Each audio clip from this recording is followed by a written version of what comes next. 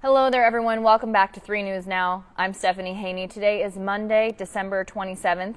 Thank you for being here for the top stories from WKYC.com and our WKYC app. I want to start off by saying Happy Kwanzaa to everyone who celebrates Kwanzaa out there. This is the second day of the week-long celebration, and the community will celebrate different principles every single day now through New Year's Day. So if you do celebrate, Happy Kwanzaa to you. Now we start with an update on tracking the COVID-19 Omicron variant cases here in the city of Cleveland. Case Western Reserve University has developed a COVID-19 data tracker for the city. This is not only for the Omicron variant, of course, this is for all COVID-19 cases.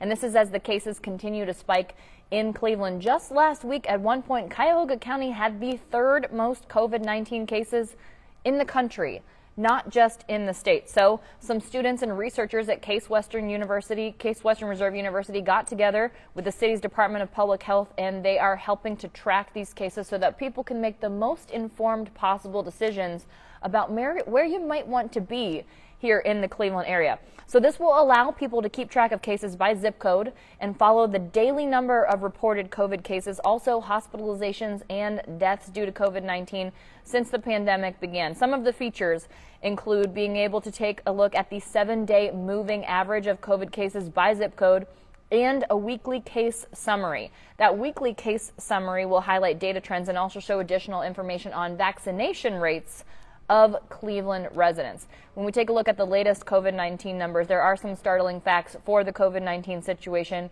here. The pandemic record for cases has been being set on a daily basis here in Northeast Ohio. The record of 1,274 new cases for the city of Cleveland came on December 22nd. To give you some context to that, last year during the winter surge of COVID-19, that number peaked at 494. So we are quite nearly 3 times that number as of December 22nd. So now let's take a look at the latest COVID-19 numbers throughout the state of Ohio. In the last 24 hours, we've seen 8,092 new reported COVID-19 cases. We saw big numbers throughout the weekend, big numbers last week, record numbers for several days of last week.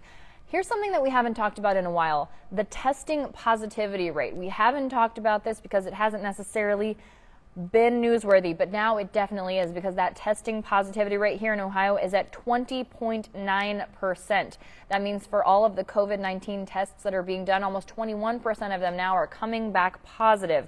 This is the highest number that Ohio has seen since the beginning of the pandemic, going all the way back to March of 2020 when we first learned of COVID-19 being here in the state of Ohio.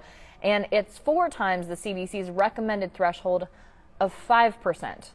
The total number of COVID-19 deaths here in Ohio is now at 28,720. Right now there are 5,011 people being treated in the hospital for COVID-19, and out of those people, 1,208 of them are being treated in the intensive care unit. Now, as we see the Omicron variant really surging across the U.S., we're seeing those breakthrough cases for people, even those people that do have the vaccinations and the booster shots. Again, though, medical professionals saying that is still the best possible choice for prevention, and it's keeping people out of the hospital, keeping the cases mild. You might be wondering, do you have the Omicron variant? Do you have the cold? Do you have the flu? So we break down the different symptoms on WKYC.com. Here's a quick rundown of how the different symptoms for these different illnesses stack up. With the common cold, you're likely to have a sore throat, a headache, and sneezing, but you shouldn't have that shortness of breath that's been associated with COVID-19. You also shouldn't have the high fever that's associated with the flu, but you might have a low fever if you have the common cold. Now, if you have the flu, that's where you're looking at your high fever, your sore throat, your muscle, and your body's aches. But again, typically not the shortness of breath that's been associated with COVID-19. Here's where it gets a little bit tricky, though. The Omicron variant, it's often being described by the medical professionals as the common cold with a few less symptoms. Then you're going to look at your cough, your fatigue, your congestion, and your runny nose.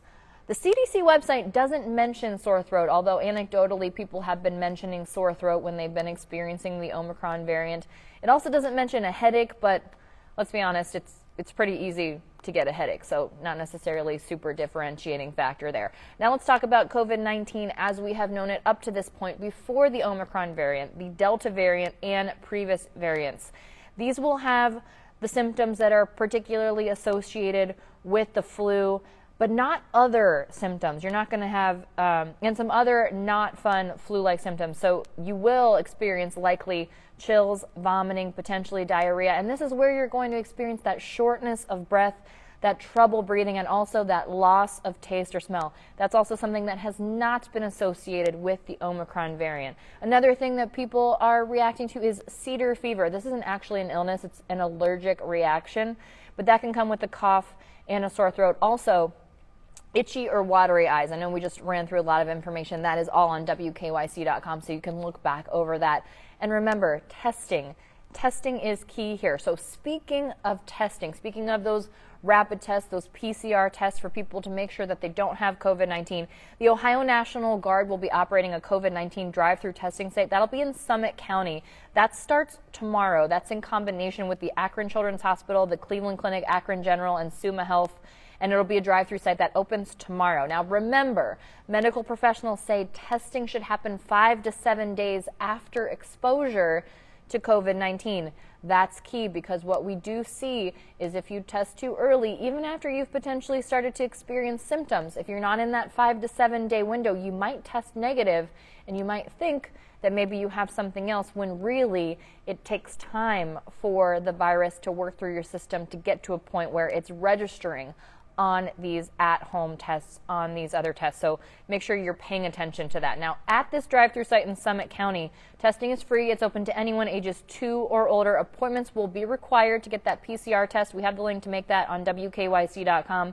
It's on Gorge Boulevard in Akron. It'll be open through December 30th. The hours are 9 to 3, and then beginning on January 2nd, it will be open 7 days a week. They expect to be able to do 300 COVID-19 tests each day. COVID-19 has affected a lot of things right now, and Playhouse Square is one of them. If you had tickets to the matinee showing of Wicked on Sunday, you didn't get to see it. That's because it got canceled. People were seated. People were pouring into the theater, getting ready to see the show.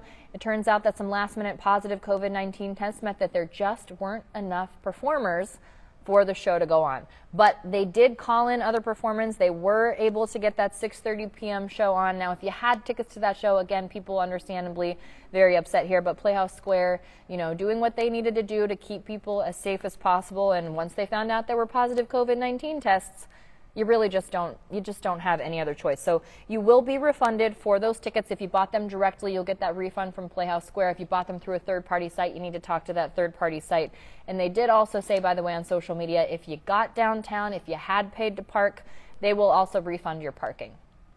Now, looking to the future here in Cleveland, our Cleveland Mayor-elect Justin Bibb has appointed 2 people to do the job of what was previously done by 1 person. He will appoint 2 people in his administrative staff. Elise Hara-Avil will be the new Chief Administrative Officer, and Bradford Davey will be the Chief Strategy Officer. These 2 jobs used to be done by 1 person.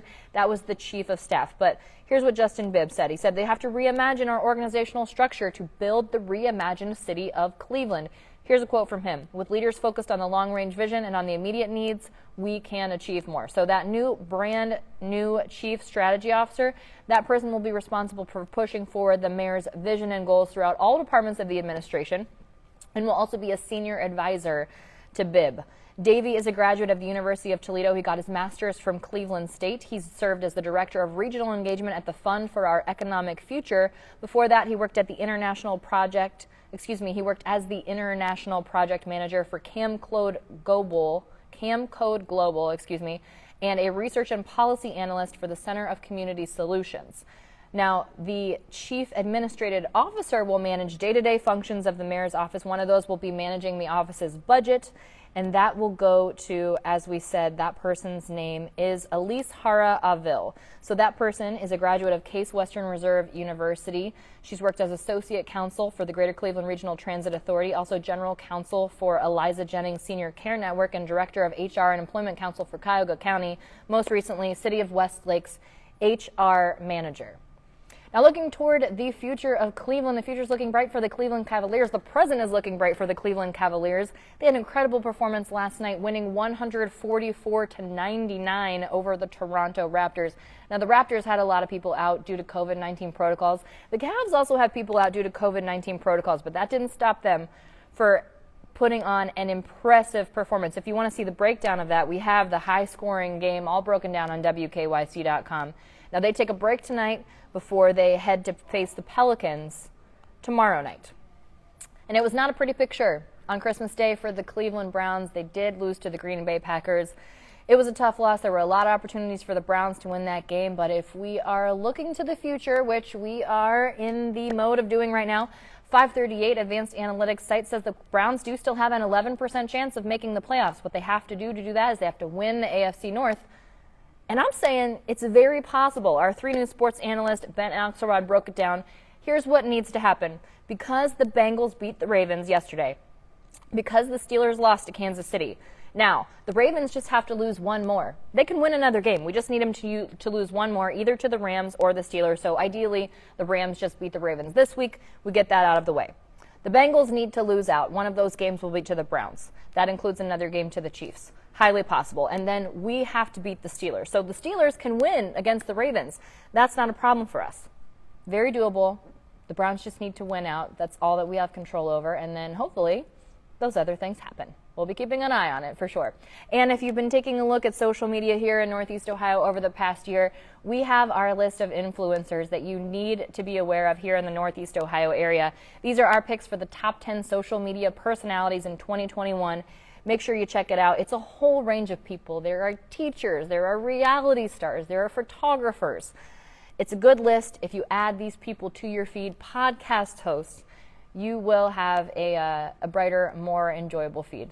Make sure you check that out. That's on WKYC.com. Collaborated on that with our digital producer, Hope Sloop, and that is making the rounds on the internet today.